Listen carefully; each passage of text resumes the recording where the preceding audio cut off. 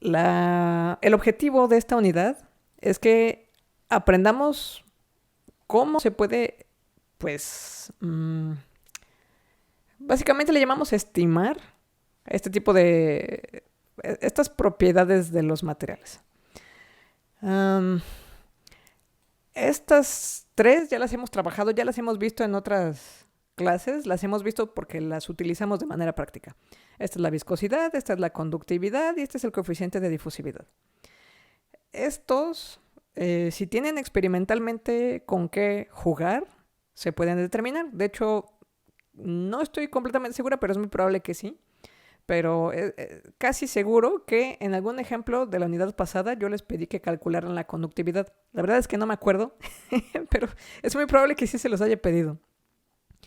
Cuando tienen la información, el flux de calor y las temperaturas, pues, o sea, todas las dimensiones y todas las variables, puedes entonces, a partir de la experimentación, obtener este valor. Entonces, esa es una de las herramientas o estrategias que podemos utilizar para saber, después de que experimentas con un tipo de metal en ciertas condiciones, cómo se va a comportar el mismo metal en la misma zona de temperaturas, pero en otro ejemplo, ¿no? Lo mismo se puede hacer con la viscosidad y con el coeficiente de difusividad. De hecho, para las viscosidades hay aparatos básicamente que se llaman viscosímetros o reómetros que se utilizan de manera común para poder hacer estas determinaciones. Bueno, pero entonces, ¿por qué necesito yo hacer estimaciones? ¿Por qué no simplemente me pongo a hacer el ejercicio físico para sacar el dato y reportarlo en, pues no sé, en literatura científica, ¿no? Bueno, para muchos materiales eso es lo que se ha hecho, pero pues cuando ustedes van a buscar, por ejemplo, la conductividad térmica del aluminio, a lo mejor la encuentran solo en una temperatura bien específica, que es en la que experimentó cierto autor. Este tipo de información a veces las encontramos en los apéndices, a veces le preguntamos a Google a ver de cuál autor nos puede sacar la información, pero imagínense que ustedes lo necesitan a 410 Kelvin. Bueno, es poco probable que en una búsqueda rápida vayan a encontrar ese dato de manera tan específica. Peor aún si no estamos hablando de un material tan común de usar. O sea, ¿qué tal si yo estoy hablando de la viscosidad de un gas? Bueno, pues los gases para empezar, eso está bien difícil de medirles viscosidad. Digo, no hemos visto los viscosímetros, va a ser una tarea posterior que van a tener. Pero los viscosímetros son aparatitos en los cuales, por ejemplo, se pone una sustancia entre dos tubos concéntricos, uno se hace girar y el otro se queda quieto y se mide la resistencia del giro. Y si le vas a meter gas, bueno, pues, o sea, ¿qué tanta fricción, qué tanta resistencia va a poner un gas, no? Significa que necesitaremos equipos súper sensibles. Entonces, en pocas palabras, lo que estoy intentando decir es que si bien en muchos casos es posible hacer la experimentación o encontrar datos que alguien más ya experimentó, en muchas circunstancias esto no va a ser sencillo. Y una de las estrategias que tenemos es entonces utilizar eh, estrategias matemáticas para llegar a una estimación o utilizar un montón de datos que existan y a partir de ahí buscar expresiones empíricas, o sea, ecuaciones que con un nivel de error aceptable nos puedan predecir más o menos qué hacer. Este último tipo de ecuaciones es doblemente útil. Primera, porque te ayuda a predecir cómo se puede comportar un material en ciertas condiciones. Y segunda, porque en ocasiones lo que sí encontramos, hace ratito que les decía, imagínense que necesitan el aluminio a 410 Kelvin. Bueno, a lo mejor lo encuentro a 273.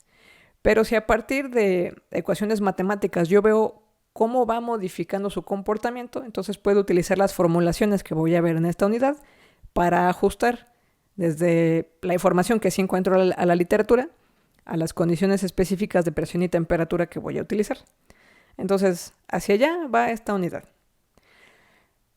Y por otro lado, la progresión de los temas a lo largo de esta unidad es un poquito análoga a cómo vieron ustedes todo el desarrollo de los temas de gases ideales.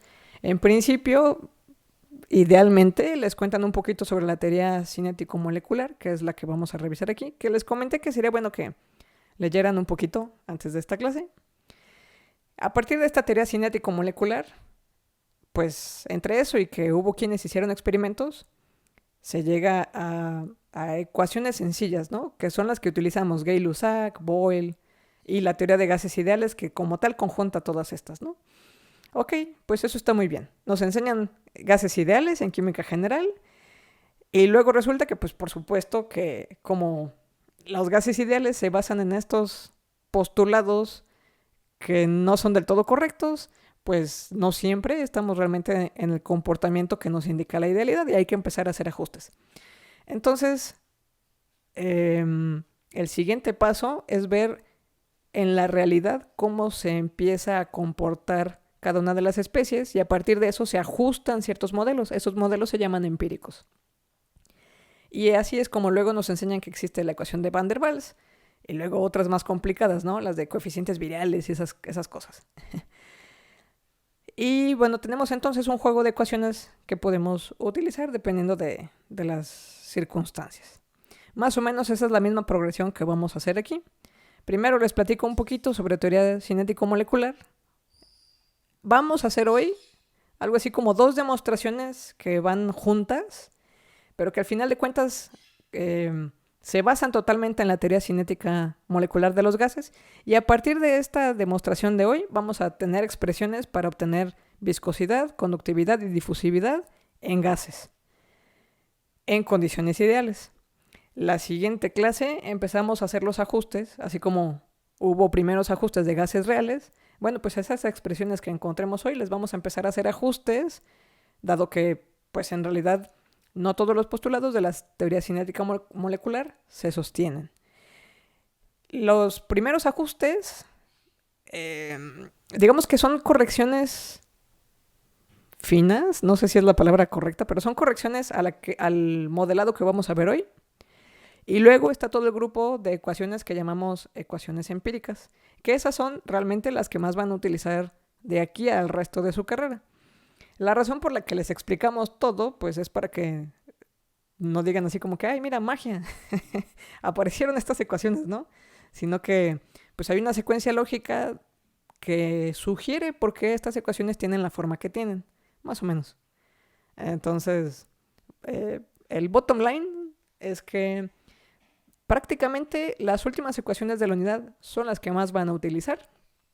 De hecho, tan las van a utilizar que luego se las vuelven a explicar en su curso de transferencia de masa y después se aplican cuando llegan al curso de procesos de separación. Se utilizan porque, pues evidentemente cuando estén diseñando equipos que hacen transferencia de masa, pues van a necesitar ver cómo se comporta la materia. Entonces, bueno, las demostraciones, como la de hoy, pues básicamente es nada más para que vean la lógica de cómo se llegaron a las expresiones. Estas demostraciones no vienen en el examen o algo así. Entonces, pues empecemos a platicar sobre la teoría cinética molecular de los gases. Se basa en estas 10 premisas. Seguro que han escuchado estos términos, aunque quizás no se los enunciaron todos. O quizás sí, pero bueno, como quiera se los voy a medio repasar, ¿no? De los más importantes y que derivan en la no idealidad, es este primero. Se asume que no existen fuerzas de atracción o repulsión entre las moléculas de un gas, que por supuesto ustedes saben que esto no aplica.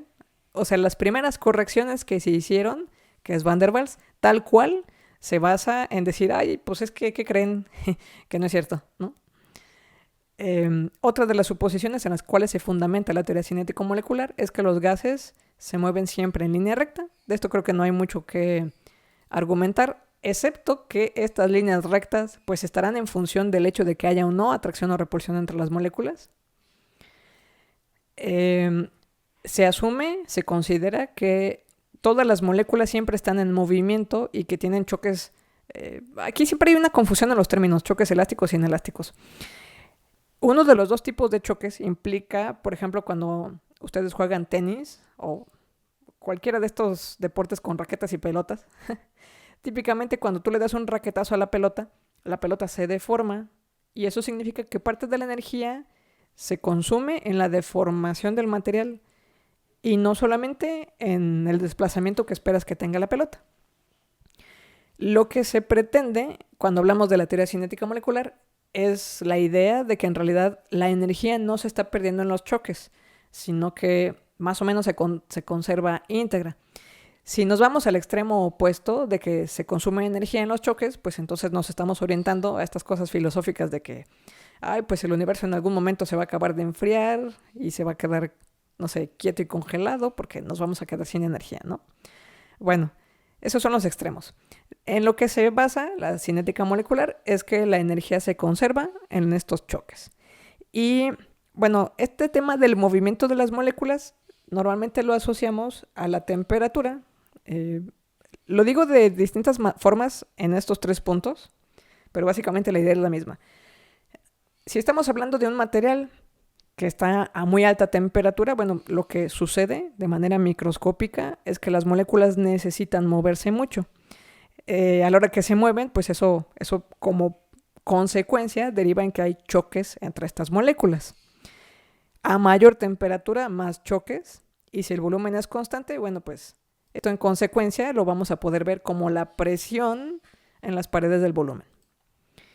Si le empezamos a bajar temperatura al material, bueno, pues la energía con la que se van a necesitar desplazar las moléculas va a ser menor, de manera que, bueno, ustedes saben, va a llegar un punto en que los gases van a dejar de poderse comportar como gases y se van a comportar como líquidos, ¿no? Habrá mayor cohesión y la cohesión va a ser más importante que esta necesidad de movimiento y desplazamiento. Si le bajamos todavía más la energía, pues vamos a tener otro cambio de fase y probablemente tengamos entonces un comportamiento sólido. En fin.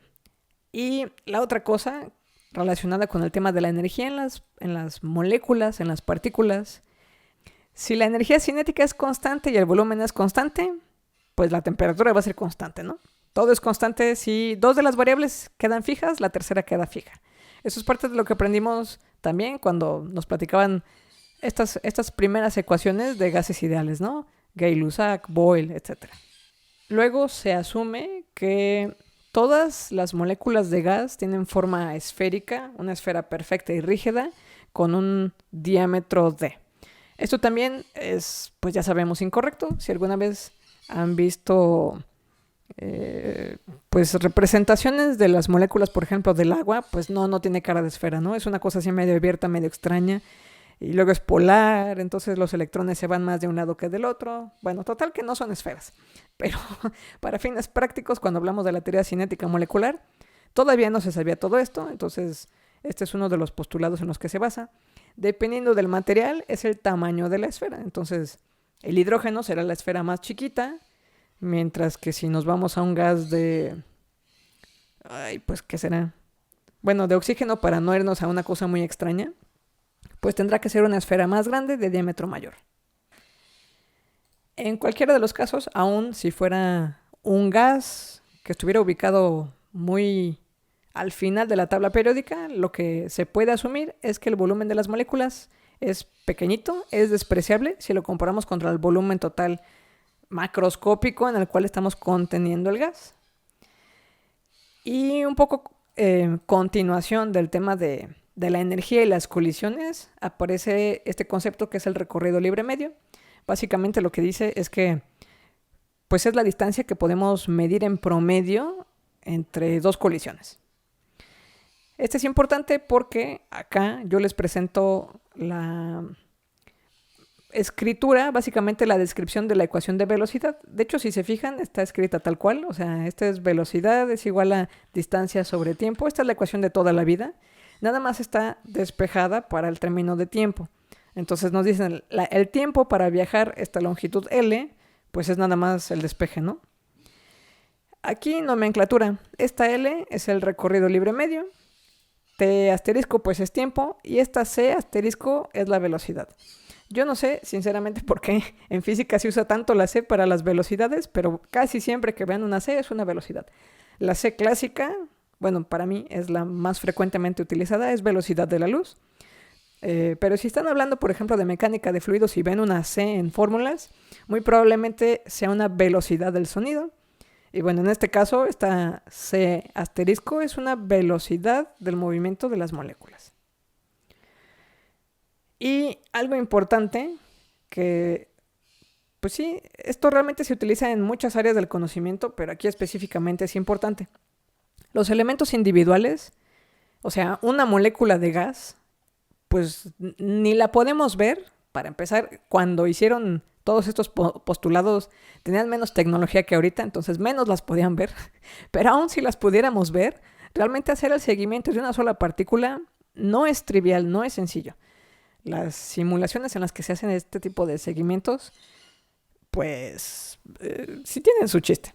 Pero bueno, el asunto es que como no es tan sencillo hacer esta predicción de la posición de una partícula en particular, en lo que se fundamenta la teoría cinético-molecular, es en todo el conjunto del comportamiento. Y entonces dicen, bueno, pues seguro como aparte los gases son tan chiquitos, cuando yo estoy hablando de un tamaño macroscópico, seguro tengo una población enorme de moléculas.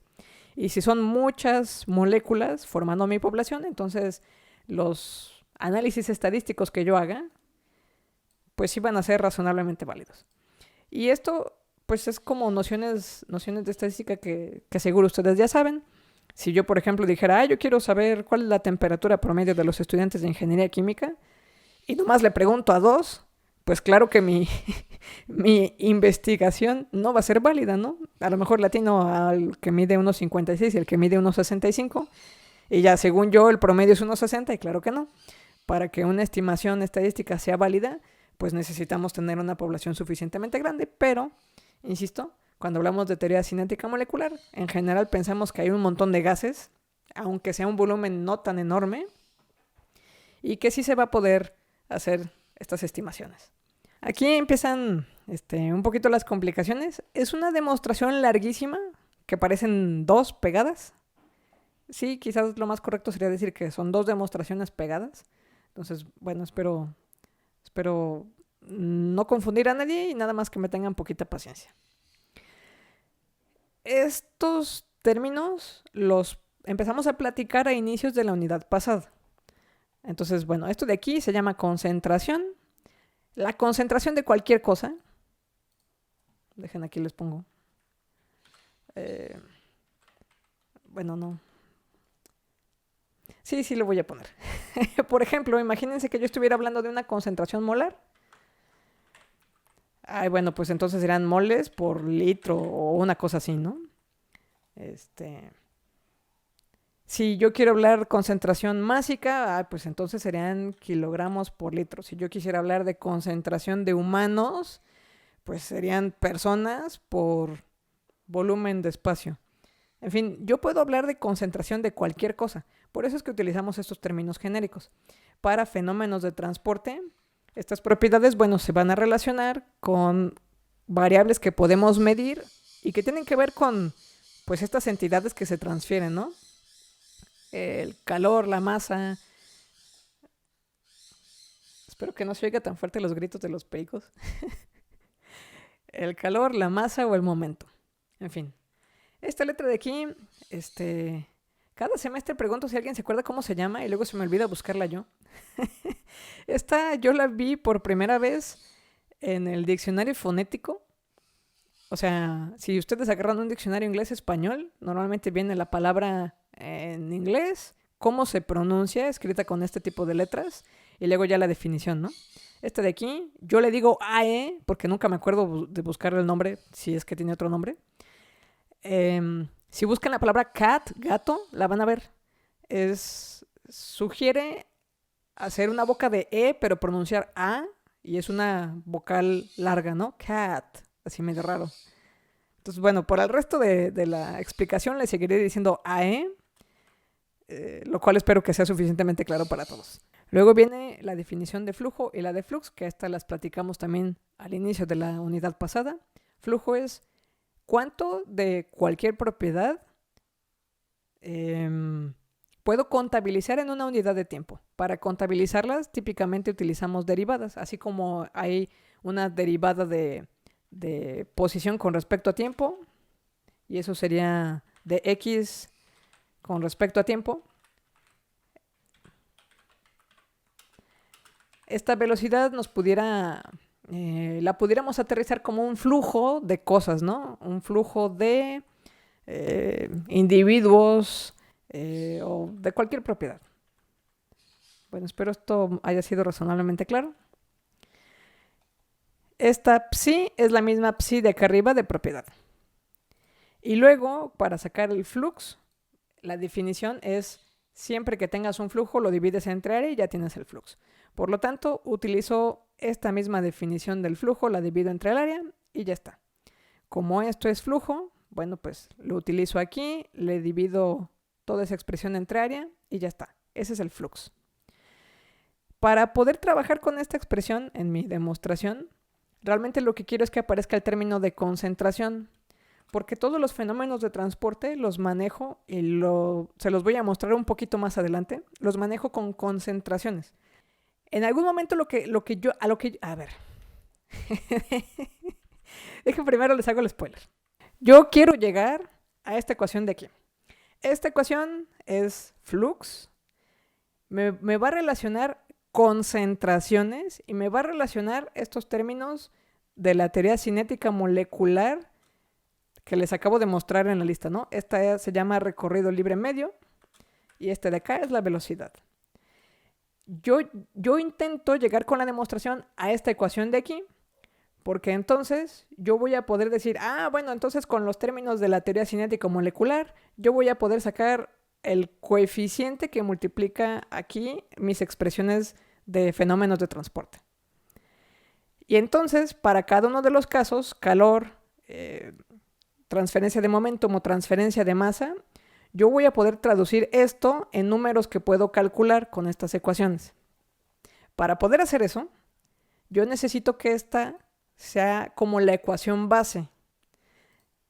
Este de aquí es el coeficiente que en un caso se llama viscosidad, en otro caso se llama conductividad y en el último caso se llama difusividad de A en B. La ecuación de estas tres que yo tomo como base para esto es la ley de Fick. Y la razón es que la ley de Fick ya tiene aquí una cosa que yo ya reconozco como concentración, porque literal esta se llama concentración como moles por litro o kilogramos por volumen o algo así, ¿no? Es la única. De las otras dos ecuaciones, aquí tengo una parcial de velocidad y aquí tengo una parcial de temperatura. Estas no son concentraciones. Entonces, tomo como base la ley de Fick y voy a hacer lo que tenga que hacer con las unidades para que este coeficiente sea lo más parecido dimensionalmente a este coeficiente y lo mismo voy a hacer con esta ecuación. Voy a multiplicar y dividir lo que tenga que multiplicar y dividir para que este coeficiente sea lo más parecido a este de acá. Y en el camino lo que va a suceder es que aquí me van a aparecer términos que yo voy a renombrar como concentraciones. Son concentraciones medio raras, pero al final de cuentas son concentraciones. Si las veo desde un punto de vista dimensional, va a ser una expresión de concentración. Entonces, las unidades de este coeficiente de difusividad son metros cuadrados por segundo. Este es mi objetivo. Yo voy a agarrar estas dos ecuaciones, voy a hacer las multiplicaciones por las variables que sean para que aquí me dé como coeficiente metros cuadrados por segundo. No me voy a poner a hacerles prueba y error, yo ya sé cuál es, entonces realmente solo les muestro el resultado. A esta viscosidad la multiplico por densidad y la divido por densidad, lo hago numerador y denominador para que estas dos expresiones sean equivalentes numéricamente. Una vez que hice eso, la multiplicación de velocidad y densidad me tendrían que dar en unidades de concentración. Bueno, esta sería una de las dos cosas, esta es una concentración y esta de acá, lo que sobra, que es la viscosidad entre densidad, sería la viscosidad cinemática. Esta sí le hice la demostración aquí, esta sí me queda con unidades de metros cuadrados por segundo. Y entonces, cuando yo en lugar de utilizar esta ecuación de aquí, utilizo esta de acá, pues esta sí va a tener una analogía directa con la ley de Fick. Y lo mismo hago con la ecuación de Fourier. Aquí sí va a ser más evidente para ustedes. Aquí no voy a tener que hacer tantos malabares. Yo necesito que este coeficiente sea dimensionalmente semejante al coeficiente de difusividad de A en B. Eso se logra multiplicando por densidad y un Cp. En algunos casos usamos Cb, depende, ya saben, presión constante, volumen constante. Esta nueva definición, que es K sobre ρCp, se llama difusividad térmica. Y bueno, esta sí es muy fácil comprobar que nos da como unidades metros cuadrados por segundo. Y eso quiere decir que vamos bien, que esta sí en efecto va a ser una analogía a esta expresión de acá. Y aquí si se fijan, en el paréntesis, esta expresión, de hecho, estoy segura que la reconocen, ¿no? ¿Qué calculamos con ρCpt? La parcial de ρCpt les debería de sonar. Es densidad calorífica. También a veces la describimos como delta H, ¿no? O bueno, diferencial de H. Este de aquí, pues es entalpía, concentración entálpica. Esto se interpreta fácilmente como concentración energética. Y entonces, ahora sí que tenemos estas ecuaciones escritas en función de concentraciones. Ya podemos regresarnos al tema de la clase y decir, sí, bueno, es que sí voy a poder trabajar con estas concentraciones y que esta ecuación se parezca a las tres que les acabo de mostrar. Bueno, es esta, pero es lo mismo. Ok, ya descompuse esto. Entonces proseguimos con las demostraciones. Les decía que aquí, en lugar de yo tener propiedad con la letra psi, quiero que aparezca concentración. Para que aparezca esta concentración, multiplico y divido, para que no se modifique la igualdad, por volumen. Uno de estos los voy a tomar para que propiedad entre volumen se vuelva concentración, y el otro volumen me va a salir sobrando, así que lo paso de este lado. Ahora, lo que en muchas ocasiones se hace, cuando estamos hablando de fenómenos de transporte, es que digamos que hay dos opciones. Puedes hacer balances macroscópicos, y eso se usa principalmente, por ejemplo, en mecánica de fluidos, o puedes hacer balances en entes de tamaño microscópico. Los que nosotros vamos a utilizar de aquí en adelante es en tamaño microscópico. Para eso utilizamos lo que llamamos volúmenes de control. Más adelante les sugiero que vamos a utilizar. Pero para empezar, en la versión sencilla, en lugar de hacerles un modelo 3D, les puse aquí un modelo en una sola dirección. El objetivo de esto es que se parezca al problema de resistencias que resolvimos pues hace varias clases, ¿no? Aunque se los acabo de recordar recientemente. ¿No? Esta forma que presentan aquí las temperaturas y los materiales se llama perfil de temperatura. Significa que para distintas posiciones yo puedo interpretar la temperatura. Eso es lo mismo que yo estoy representándoles acá. Es un perfil, nada más que acá. Este es un perfil de concentración. Acuérdense que AE la voy a utilizar para hablar de concentraciones. Esta X, pues, es la posición. No quedó del mismo tamaño. Se supone que la distancia entre cada uno de estos segmentos es exactamente igual. Pero bueno, ya le corregí poquito, para que se vea más igual, ¿no? El grosor de cada una de estas barreras va a tener esta distancia X sub 0. Y literal es un perfil, por eso aquí hasta le pusimos las flechitas. En X estoy hablando de posiciones, y en este eje vertical estoy hablando de concentraciones.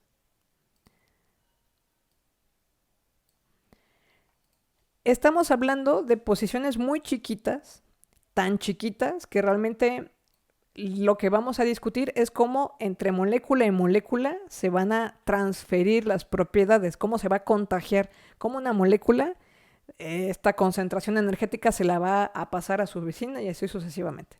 Otra cosa importante en todo el modelo de hoy es que vamos a hablar de estado estacionario. Eso significa sin acumulación y sin generación. Bueno, entonces, para este sistema, igual que en el que les acabo de mostrar con el perfil de temperaturas, pues yo podría tener comportamientos distintos entre estos segmentos. Yo podría tener puras líneas rectas, así como lo estoy dibujando, o podría tener inclusive una ligera curva. Aquí realmente debería ser curva, no parece curva, pero hagan de cuenta que sí es una curva. Lo que quiero decirles es que Lo que vamos a hacer enseguida funciona para cualquier forma de este perfil, bien sea que se trate de una línea recta o que se trate de una ligera curva. Si yo estoy hablando de una relación de tamaños súper pequeño, pues entonces por más que yo tenga una curva, cuando yo le haga zoom, la voy a poder partir en pequeños segmentos rectos. Ahora, lo que les voy a representar con esta ecuación de aquí, esto en realidad es una ecuación de la recta, no parece, pero sí lo es.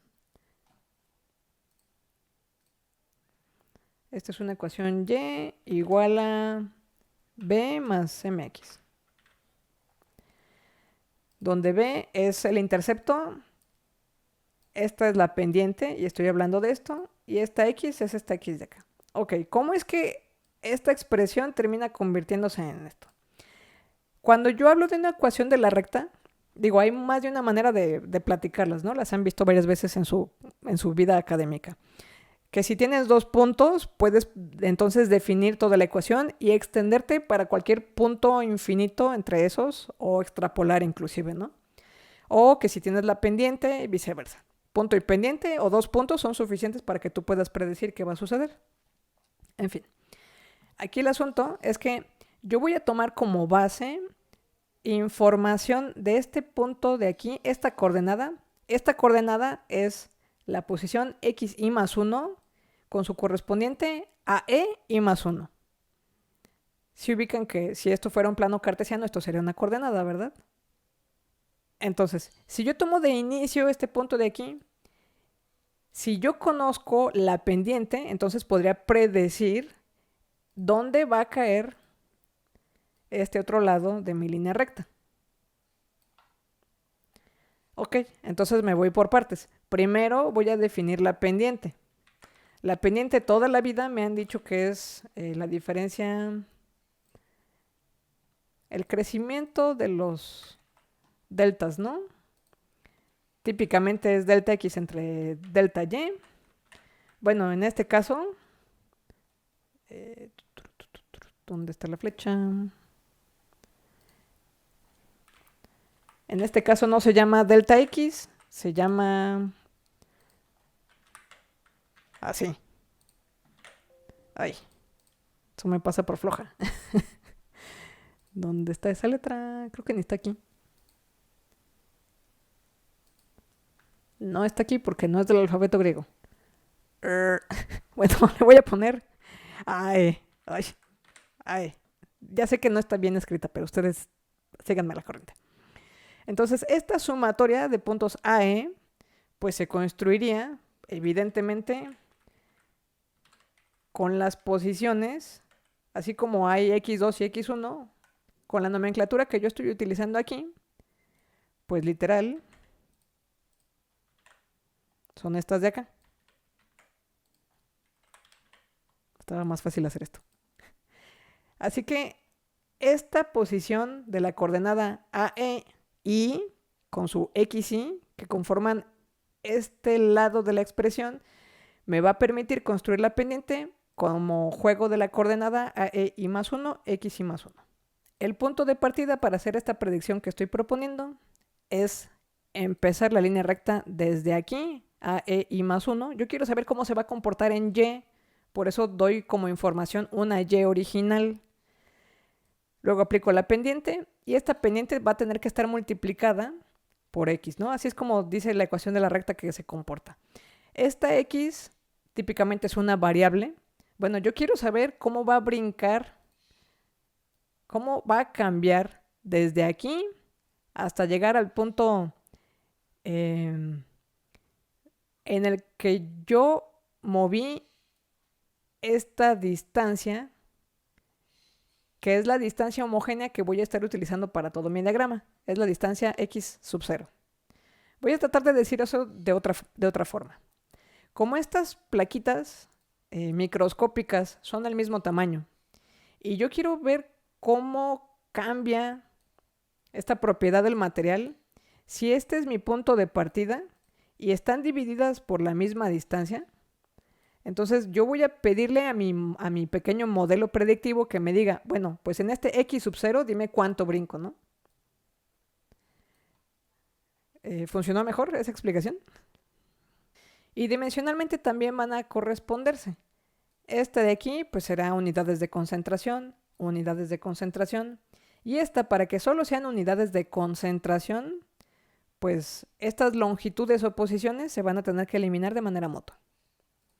Entonces espero haberlos convencido de que esta representación de aquí, en efecto, me puede permitir predecir en una posición distinta, tomando un punto de partida, qué valor de concentración voy a tener. Esta expresión es lo mismo que esta de acá. O sea, en lugar de decir la resta de estas dos coordenadas, otra vez me regreso a la nomenclatura de deltas.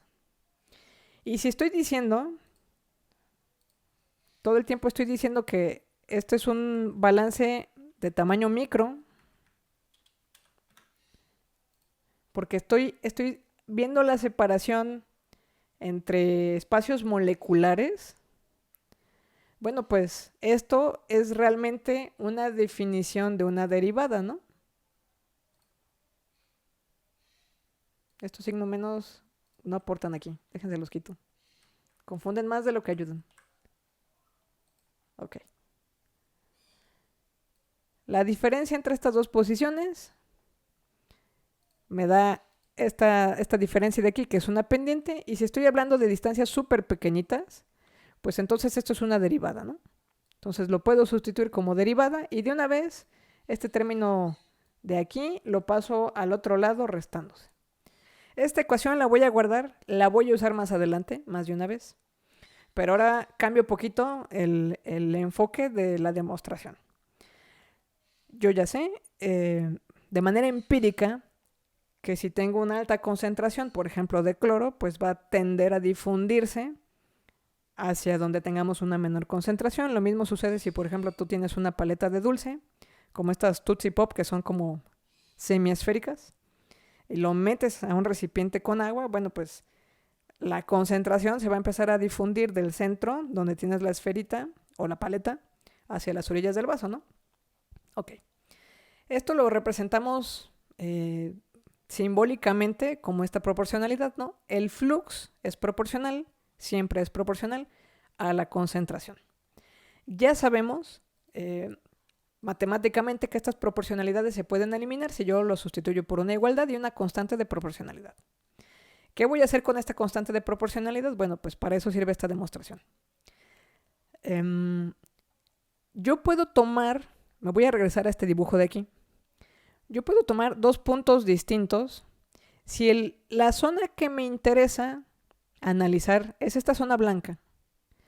Yo puedo trabajar con un balance de entradas y salidas de esta zona blanca. Entonces, lo que yo describo aquí es, a ver, si yo quiero saber la entrada a la zona blanca, el flux, vaya, de entrada de la zona blanca, pues voy a relacionarlo con la concentración y esta constante de proporcionalidad. Y luego en la salida, bueno, pues es lo mismo. Habrá un coeficiente de proporcionalidad que va a relacionarse con la concentración. Si yo quiero saber el flux neto, entonces será entradas menos salidas. Este flux neto pues es tal cual. Describir el flux de entrada y el flux de salida. Eso significa que yo puedo sustituir estas dos ecuaciones y de una vez, bueno, saco el término común. Sustituyo esta igualdad y saco el término común aquí. Esta parte de aquí, espero que la reconozcan, se las acababa de dejar pendiente en la ecuación 1. Estos son los mismos términos tal cual, así que me voy a traer la igualdad a la que corresponden, que es esta derivada de la concentración con respecto a x multiplicada a x sub 0. Lo sustituyo aquí, es lo que está dentro del corchete.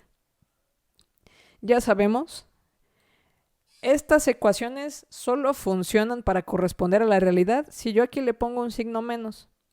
De hecho, ya hemos hecho varios ejercicios en los cuales creo yo que hemos demostrado que sin este signo menos no tendría sentido nuestro resultado contra el comportamiento que esperamos que ocurra en la naturaleza, ¿no? Entonces le agregamos este signo menos. La otra cosa que hacemos es que vamos a dejar separado la derivada de los otros términos, así que este x sub 0 me lo traigo acá junto con el coeficiente. Y finalmente, que esto es casi ya lo que quería hacer, esta ecuación se va a convertir en esta de acá, donde esta delta minúscula me va a ayudar a representar el coeficiente de proporcionalidad que va a sustituirse dependiendo de qué fenómeno se esté transfiriendo, que son los que vimos aquí enseguida. Esa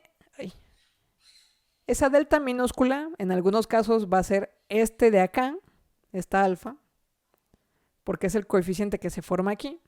En algunos casos esa delta minúscula va a ser la viscosidad cinemática y en otros casos esa delta minúscula va a ser tal cual el coeficiente de difusividad A en B. De manera que pues esta ya es la expresión general. Esta. De aquí en adelante tenemos dos opciones. Una opción sería, yo hice el balance para una sola dirección, dirección X. Les dije que lo quería hacer en una sola dirección para simplificar. Yo puedo repetir 3 veces esta demostración que ya hicimos y decir, pues sí, de veras, sucede lo mismo si lo hago en lugar de en X, que sea en Y y que sea en Z. O simplemente digo, bueno, pues se puede generalizar y por lo tanto, pues el flux total en las 3 direcciones va a ser la sumatoria de lo que suceda en la dirección X, más lo que suceda en la dirección Y, más lo que suceda en la dirección Z. Que recordarán, al inicio del curso les dije que toda esta sumatoria de parciales se puede traducir o como simplificar o abreviar con esta letra nabla, que es la delta invertida, ¿no? Nabla de concentración que equivale a este paréntesis. Bueno, básicamente lo que estoy diciendo es que ya la demostración concluye aquí, pero solo la hicimos en una dirección, la podríamos repetir en Y y repetir en Z, y al final para poder concluir el flux total, pues sumaríamos el flux en dirección X, en Y y en Z, lo que se está haciendo en este renglón, y esto se puede abreviar utilizando esta expresión de nabla que vimos a inicios del curso. Ok. Ahora, les decía que el objetivo de esta clase es que vieran cómo se puede conectar los postulados de la teoría cinética molecular con formas de poder estimar estos valores de estos coeficientes pues de transferencia. Entonces, otra vez, esta es la ecuación 1, la que sustituimos. Bueno, se las muestro desde acá. Esta es nuestra ecuación 1 que obtuvimos a partir de estos perfiles. Ahora, en lugar de llamarse x sub 0 la distancia, voy a decir, pues como quiero que sea totalmente compatible con la teoría cinético-molecular, voy a decir que esa distancia es el recorrido medio libre.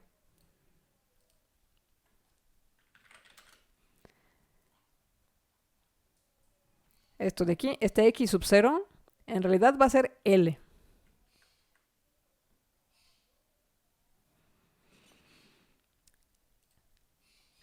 Y bueno, pues entonces yo voy a poder sustituir de esta expresión que viene de esta K por esta distancia x sub 0, pues ahora va a ser K que va a multiplicar a L. Ahora sí voy a utilizar un volumen de control, entonces me traje un cubito. En este cubito, bueno, pues se están representando las 3 direcciones. En las 3 direcciones puede haber una transferencia. Yo en realidad voy a tomar para el ejemplo nada más una de las 3 como base. Entonces, como es un volumen de control, bueno, pues y es un cubito, tendré la distancia en X, en Y y en Z. En este caso, yo ya dije que la distancia en X, en lugar de llamarle distancia en X, le iba a llamar recorrido libre medio, así que por eso le pongo aquí esta L. Y vamos a empezar el análisis primero en una sola dirección, por eso una de las 3 flechitas la tengo de otro color. para que se identifique que voy a hacer el análisis nada más para esta cara. Me traigo otra vez esta expresión, que es la de flux. Esta expresión de flux la voy a dividir entre 3, porque solamente voy a tomar en cuenta una de las 3 direcciones. O sea, este es un flux, por ejemplo, en X. Como es una de las 3 direcciones nada más, bueno, pues entonces el flux total lo divido entre 3. Y lo que hice aquí nada más es para que identifiquen cada uno de los términos de acá, para que no se les olvide de qué estoy hablando, ¿sí? Este volumen es este volumen, este de acá es una concentración, el área pues es área y el tiempo es tiempo. Para seguir todos en el mismo canal. Ok, me regreso a la nomenclatura que he estado trabajando el día de hoy. Entonces, si yo quiero predecir en tamaño microscópico cuál va a ser el flux de una posición I a la posición I más 1, igual que le hice antes, tomo como referencia la concentración I. A ver, ¿de qué estoy hablando? Cuando yo les ponía estas expresiones, si yo quería saber cómo se iba a comportar de I a I más 1, tomaba la función y decía, pues parto yo del punto I. ¿Cómo sé que puedo hacer esto? Pues porque yo dije que en estos comportamientos, mientras el tamaño fuera muy chiquitito, se iba a comportar como una ecuación de la recta como estas, ¿no? Entonces, yo podía partir de un punto específico para hacer la predicción de cuál iba a ser el salto siguiente. Es más o menos la misma lógica. Para yo saber cuál va a ser el salto siguiente, pues parto del valor AEI y la proporcionalidad que está relacionada con la función que aquí me describe, ¿no? Este volumen, pues es el volumen de control, que será su segmento X, Z y Y. El tiempo, voy a utilizar la nomenclatura de la cinética molecular, por eso es tiempo asterisco. Y esta área, pues es el área que atraviesa. Si yo estoy hablando de un flux en X, entonces el área transversal o el área que atraviesa el flux es un área que se conforma por las otras 2 dimensiones, delta Z y delta Y. Si este es en dirección X y este segmento se llama L, pues necesariamente el flux que va a atravesar va a estar formado por las otras 2 direcciones, que pueden ser delta Z y delta Y. ¿Más o menos vamos claros?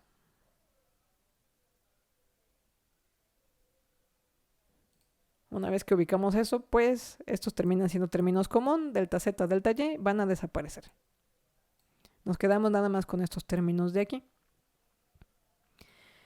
Esto es para el flux de I a I más 1. Puedo hacer exactamente lo mismo si voy de I más 1 a I más 2. Nada más que ahora el punto de referencia pues es I más 1. El flux neto, en conclusión, va a ser la resta de estos dos, la entrada y la salida. Bueno, pues la única cosa en la que se diferencian esas expresiones es este coeficiente. Todo lo demás es término común, simplifico. Y bueno, notarán que aquí aparece la expresión L sobre T asterisco. Que esa la tenemos representada según la teoría cinética molecular también, ¿no? Por aquí más adelante la sustituyo. Bueno, aquí todavía no la sustituyo.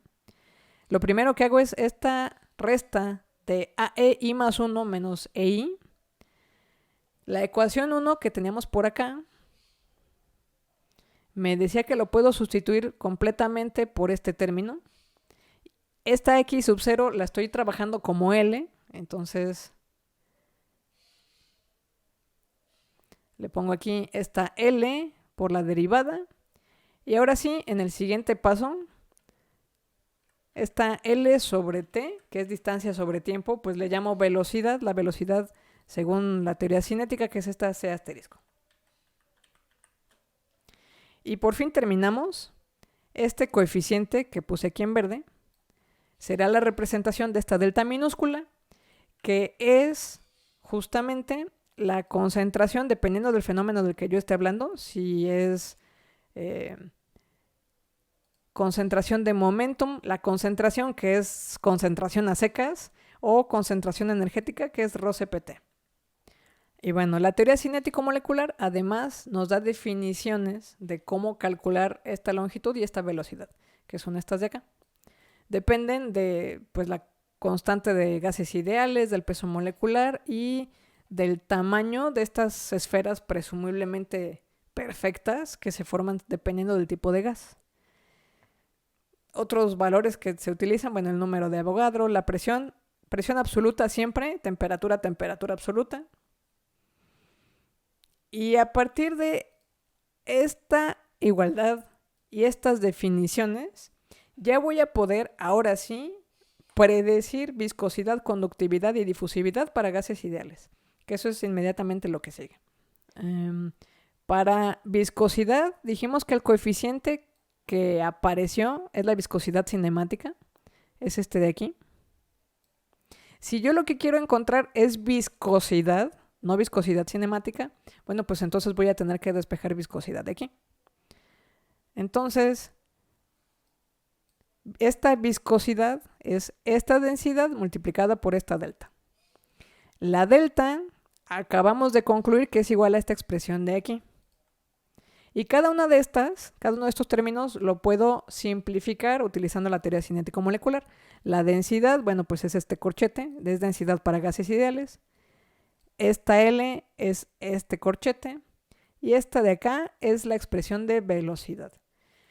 Todo esto se puede simplificar porque notarán que hay varios términos que se repiten. Por ejemplo, la masa molecular está acá y está acá.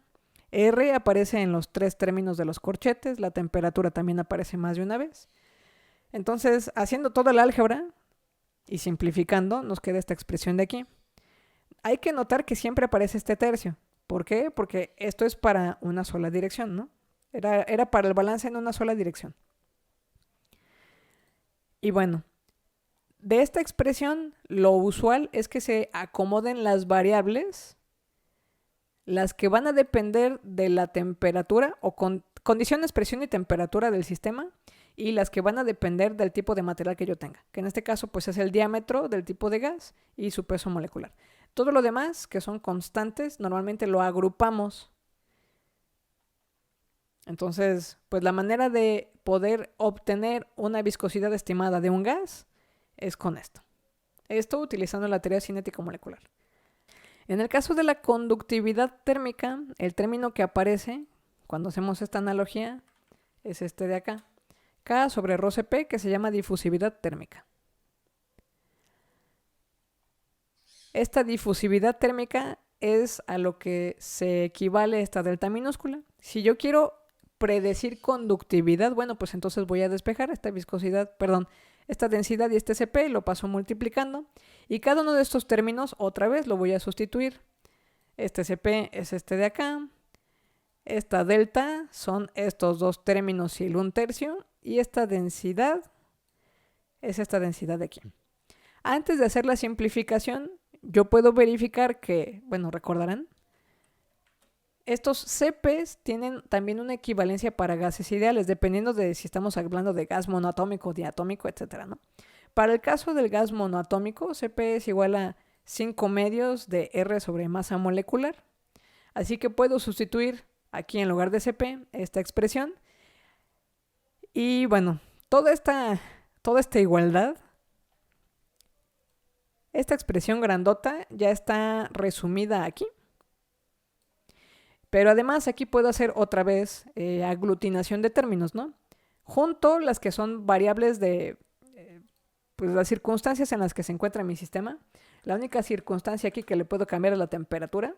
Y por otro lado tomo en cuenta el diámetro de la esfera del gas con el que esté trabajando y la masa molecular. Todo lo demás lo voy a agrupar en una constante que en este caso voy a llamar AB'. Y entonces con estos cálculos yo podría estimar una conductividad de un gas. Y finalmente, ya para acabar la clase, la última que tenemos como difusividad es difusividad de la sustancia A en A. Esta no tiene una equivalencia, esta es tal cual la definición. Notarán que esto está basado en moléculas idénticas. Y aquí es donde comienzan los problemas. Pero bueno, tomamos tal cual la definición, hacemos lo mismo, le hacemos álgebra para simplificar y luego separamos por un lado todas las que tienen constantes y por el otro lo que tienen variables que van a modificarse según el material que esté utilizando, presión y temperatura. El asunto es que pues no suena nada útil hablar de la difusividad de una sustancia A en A, o sea, ni me voy a dar cuenta. Lo que sería útil es poder hablar de dos sustancias distintas. Así que para resolver eso, en realidad lo que se hace es un promedio entre la difusividad de las dos especies. El tema de los promedios lo vamos a volver a ver más adelante en el curso. Por eso aquí quisiera o preferiría no ahondar demasiado en ello. No ahondar demasiado en ello. El asunto es que, pues, el promedio que nos sabemos de manera clásica es el promedio aritmético. Es esto que se aprendieron en la primaria si querían sacar su promedio de calificaciones. Sumaban todas y la dividían entre el número de materias que tenían, ¿no? Luego está el promedio media logarítmico, que se los voy a explicar más adelante, pero está asociada con la geometría cilíndrica. Y hay un tercer promedio, bueno, hay 4, pero hay un tercer promedio que se llama promedio geométrico, en el cual se utilizan elementos elevados al cuadrado y con raíces cuadradas. Este se asocia a una geometría esférica. Ese es el tipo de promedio que se está utilizando aquí. Este d de a al cuadrado más d de b al cuadrado se divide en raíz de 2. Esta raíz de 2 me la comí aquí en este coeficiente, pero al final de cuentas este es un promedio geométrico. Y estas de acá, esta sumatoria de la masa molecular de A y la masa molecular de B, junto con este 2 de acá abajo, es otro promedio. Este sí es un promedio normalito. Entonces, al final de cuentas, lo que hacemos es que tomamos esta expresión, le hacemos un promedio para las dos especies y ya tenemos esta expresión de aquí. B' es esta definición. Esta A' sale de que hacemos lo mismo que en los otros casos, ¿no? Cuando yo sustituyo L y C, me salen un montón de coeficientes que están relacionados con la masa molecular, número de Avogadro, tal, ¿no? Sale esto. Además, cuando yo hago el promedio del promedio geométrico del diámetro A y B, porque son esferas, aparece esta raíz de 2. Como es una constante, pues de una vez digo, ay, pues esta se va a llamar B' y en esta B' voy a meter A' y esta raíz de 2.